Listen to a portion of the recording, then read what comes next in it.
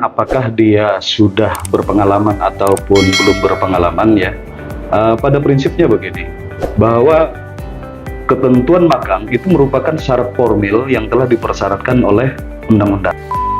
Bahkan kapan perlu memang yang bersangkutan kita uji dulu kelayakannya.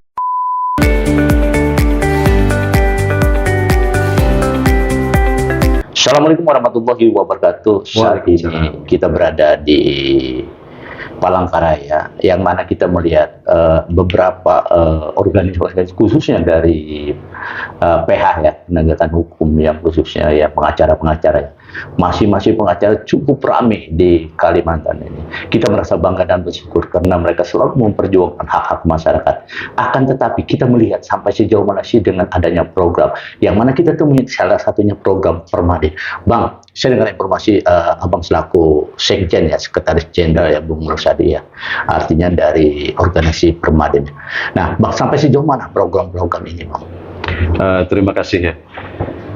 Pada prinsipnya organisasi itu memiliki peran dalam rangka membentuk para calon advokat untuk bisa mencapai cita-citanya menjadi seorang advokat.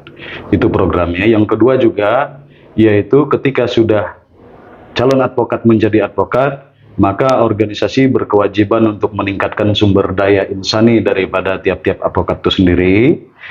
Dan tidak terlepas juga adalah agar terus mengingatkan tentang akhlak dan etika advokat di dalam rangka melaksanakan tugas profesi sebagai seorang advokat.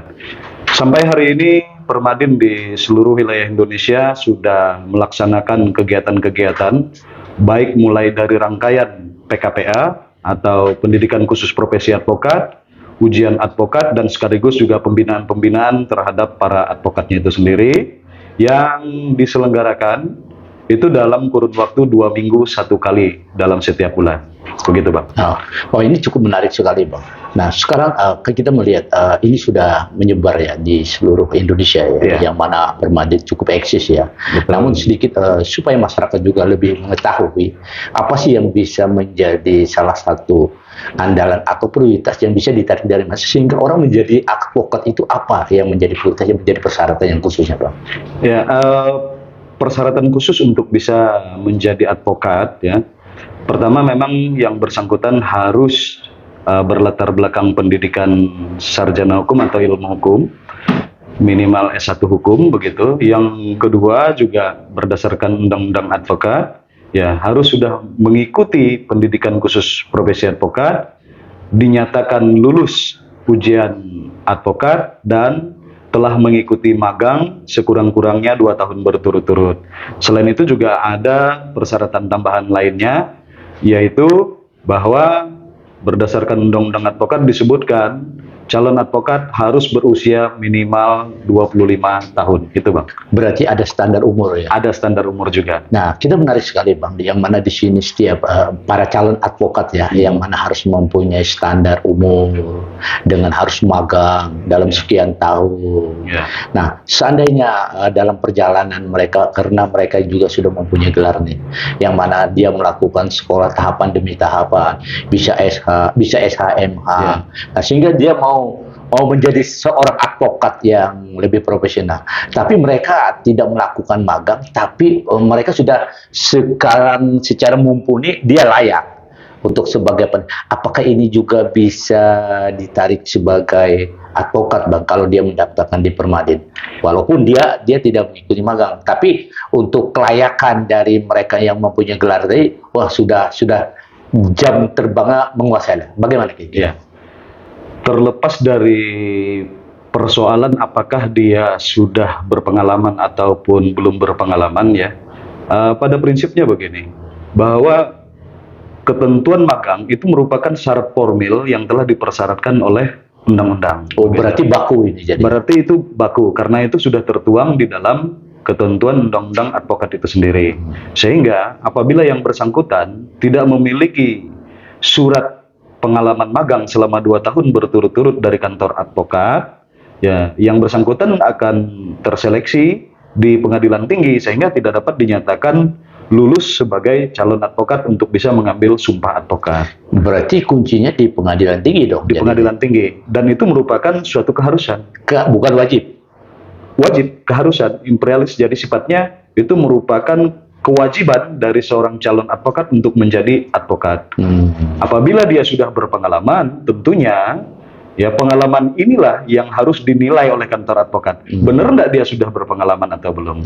Pengalaman itu dibuktikan dengan keterangan surat magang. Begitu. Oh, jadi magang ini menjadi penting ya. Ya, Kalau seandainya mereka tidak magang, tapi ada surat magang sehingga memunculkan satu persyaratan bisa masuk sebagai advokat. Apakah ini ada dugaan untuk menyalah kode etik apabila itu terjadi? ya, tentu saja. Ya, tentu saja. Dan kita tidak memungkiri ya bahwa hal inilah yang menjadi tanggung jawab berat bagi organisasi itu sendiri. Ya, untuk melakukan seleksi terhadap calon-calon advokat, maka terlebih dahulu dari organisasi advokat itu memang harus benar-benar mengetahui, mengenal si calon ini apakah benar sudah magang atau belum. Kapan perlu, ya, organisasi advokat akan melakukan konfirmasi kepada kantor hukum di mana tempat dia magang. Itu yang selalu dilakukan oleh Permadin. Ketika si calon advokat mendaftarkan diri untuk bergabung menjadi advokat Permadin, sementara dia PKPA-nya bukan di Permadin, ya, lulus ujian advokatnya bukan di Permadin, apalagi misalnya magangnya juga bukan dengan rekan-rekan dari anggota Permadin. Nah, ini mesti harus seleksi. Kita pertanyakan betul, kita konfirmasi, bahkan kapan perlu memang yang bersangkutan kita uji dulu kelayakannya. Oke, kalau kita berbicara apa yang menjadi persyaratan itu yang memang sudah merupakan kewajiban. Betul. Ya, salah satu persyaratan menjadi advokat ya. Tapi kalau jika itu berjalan di luar koridornya dalam tanda petik apapun siapapun ya, ternyata dia melakukan beracara, walaupun ini kan sudah baku abang katakan tadi, sudah ada aturan undang-undang yang mengatur itu ya. Nah, apabila dia melakukan satu beracara mereka tidak melakukan itu, apakah ini cacat hukum dalam satu prospek hukum nanti? Iya, berbicara mengenai cacat formil ataupun tidak, ini tentunya akan membutuhkan pembuktian yang lebih dalam. Ya, dan itu tentu harus melalui sidang kode etik di dalam internal untuk mengetahui begitu ya. Namun juga kita akan melihat apakah yang bersangkutan secara formil dia sudah memegang atau belum surat keterangannya. Kalau surat keterangannya dia sudah ada pegang, tapi dia tidak melaksanakan, barangkali juga dari organisasi advokat akan menyikapi melalui sidang kode etik apakah yang bersangkutan ini akan diberikan sanksi atau bagaimana. Kita belum bisa menentukan pada saat ini, ya. Itu tergantung case-nya, tergantung bagaimana posisi kasusnya. Begitu. Tetapi secara yuridis yang bersangkutan memang diduga, kalau begitu ya, diduga mengandung cacat formil.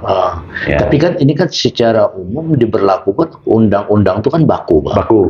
Yang mana menjadi persyarat sebagai advokat itu harus memenuhi beberapa kriteria itu kan. Ya, harus akan tetapi karena kan tidak serta-merta advokat ini dengan advokat ini dengan advokat ini sama. Betul. Beda-beda kan? Beda-beda. Nah, mungkin ada artinya apakah ini sama juga atau beda-beda? Beda-beda. Beda-beda. Pasti beda. Nah, mungkin kita oke lah. Itu hanya sekedar pengetahuan masyarakat supaya tahu. Karena ini kan merupakan salah satu mereka beracara di hadapan penegakan hukum yang sah. Nah, apabila ini sudah ada dugaan cacat, bagaimana nanti seandainya dalam memenangkan satu perkara, apakah ini bisa gagal walaupun ada pemutusan dari majelis hakim secara sah bahwa ini dimenangkan oleh si A misalnya. Nah, ini menjadi apakah juga nanti dari majelis hakim juga harus mengkoreksi itu atau bagaimana, Pak? Jadi begini. Pertama yang harus kita lihat dulu ya, terhadap tadi yang kita duga calon advokat yang tidak melaksanakan magang. Begitu ya. Tetapi ketika dia diakui oleh si penerbit SK bahwa dia sudah magang, ini masalahnya di sana. Sehingga pembuktian untuk itu menjadi sulit. Ya. Tapi kalau kita berbicara yuridis formil, ya itu ada dugaan terjadi pelanggaran. Untuk membuktikannya yang sulit. Untuk membuktikannya yang sulit. Sehingga sampai hari ini belum pernah ditemui kasus yang demikian. Begitu. Artinya berakibat hukum bagaimana terhadap putusan-putusan yang telah dilalui. Berarti itu sama dengan sah ketika dia diakui oleh si penerbit SK magang, dia sudah magang di tempat saya. Itu artinya urusan sudah selesai. Oh iya. Ya, cuman secara secara yuridis dan logika kita barangkali menduga bahwa orang ini belum pernah magang dan sebagainya. Tetapi untuk pembuktian hukumnya ini yang akan sulit begitu. Karena kita bicara hukum tentu juga berbicara tentang pembuktian begitu. Oke, Bang. Nah, dalam hal itu saya tambahkan sedikit, Bang, ya. Menyikapi persoalan-persoalan yang demikian itulah makanya Permadin ya di dalam melaksanakan rekrutmen terhadap calon anggota ini, sampai hari ini Permadin belum berani mengangkat seorang calon advokat dari organisasi lain, PKPA di tempat lain, ujian advokat di tempat lain, magang di tempat organisasi lain, tiba-tiba ikut di Permadin sebagai peserta untuk diangkat sumpah. Nah, itu sampai hari ini kami masih menolak. Jadi yang kami cetak yang anggota baru semua. Oke. Yang Jadi, kita lihat gitu. Kita berbicara kalau dari organisasinya relatif ya, arti siapapun ya, yang penting persyaratannya ya. Persyaratan. Tapi kunci itu kan tidak terlepas apa yang Abang sampaikan adalah pengangkatannya di pengadilan tinggi. Secara sah atau tidak sahnya. Nah, ini berarti ada kolaborasi ya, artinya di mana persyaratan ini terukur, disahkan oleh pengadilan tinggi sehingga mereka menjadi salah satu advokat yang sah. Apabila ini terjadi pengesahan oleh pengadilan tinggi, tapi kriteria mereka tidak terpenuhi, apa yang menjadi problemnya nanti?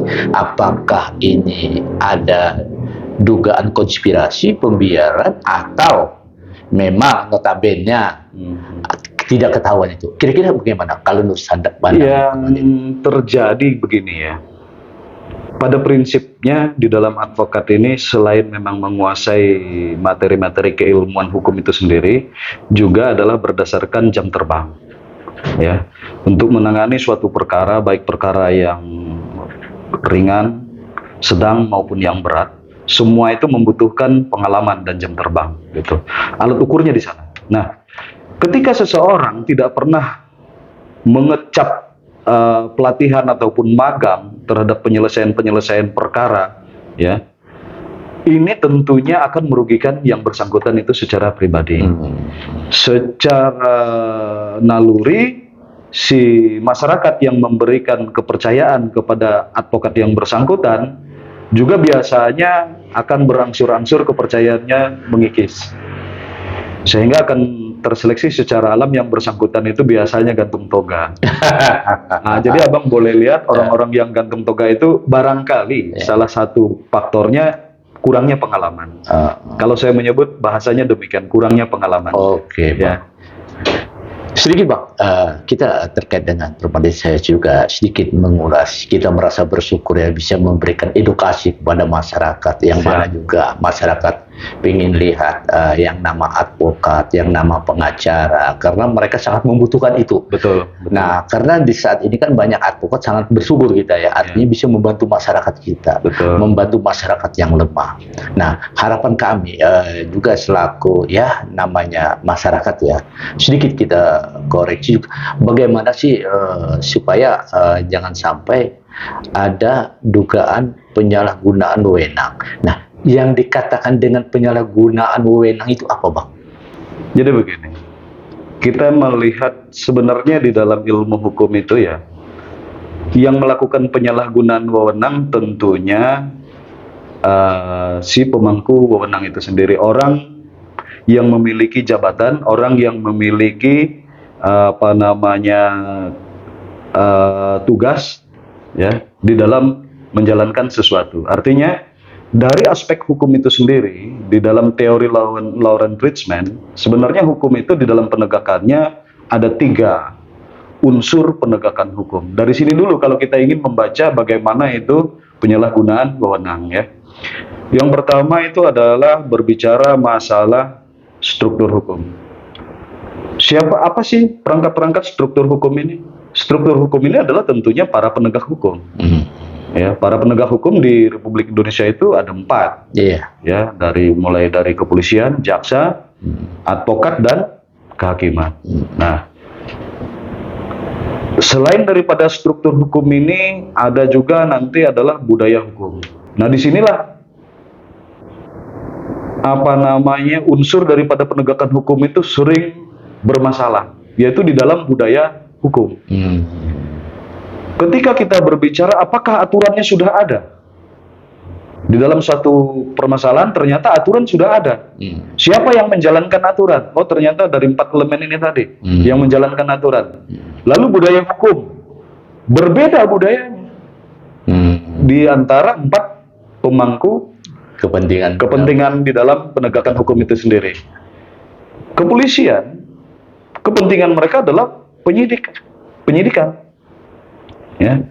Kalau kejaksaan, kepentingan mereka adalah penuntutan. Advokat, kepentingan hukumnya adalah melakukan pembelaan. Kehakiman ini adalah untuk mengadili apakah sudah benar atau salah. Iya. Begitu. Nah, di dalam mereka menjalankan proses sebagaimana fungsinya masing-masing, budayanya nanti akan terlihat. Apakah budaya yang dijalankan itu nanti lepas daripada ketentuan perundang-undangan atau masih berada di dalam koridor perundang-undangan? Maka kalau misalnya dia lepas dari peraturan perundang-undangan di dalam melakukan penyelidikan atau penyidikan, tentu ini menjadi penyalahgunaan wewenang. Misalnya di dalam proses penyidikan seharusnya yang bersangkutan didampingi berdasarkan pasal 56 ayat 1 KUHP, Junto 114 KUHP, ya, bahwa seorang tersangka yang diduga telah melakukan tindak pidana dengan ancaman di atas 5 tahun, itu wajib didampingi oleh penasehat hukum. Ternyata di dalam pelaksanaannya itu tidak diberikan, tidak diberikan. Terus dia diberikan, si tersangka diberikan berita acara, dipaksa untuk menandatangani berita acara agar tidak didampingi penasehat hukum, misalnya. Ada lagi contoh yang lain yang memang benar-benar penyalahgunaan wewenang, ya, yang sering terjadi itu misalnya begini. Perkara A, semestinya perkara A ini bukan kewenangan si hakim untuk mengadili. Lokus deliktinya atau bagaimana? Lokus delikti, ataupun kalau kita bukan lokus delikti, ya, di dalam keilmuan itu ada namanya kewenangan mengadili, ya, baik kewenangan relatif maupun kewenangan absolut. Begitu. Sebentar, Pak, karena waktu kita terbatas. Demikian wawancara kami sekilas kepada Sekretaris Jenderal dari organisasi Permadi.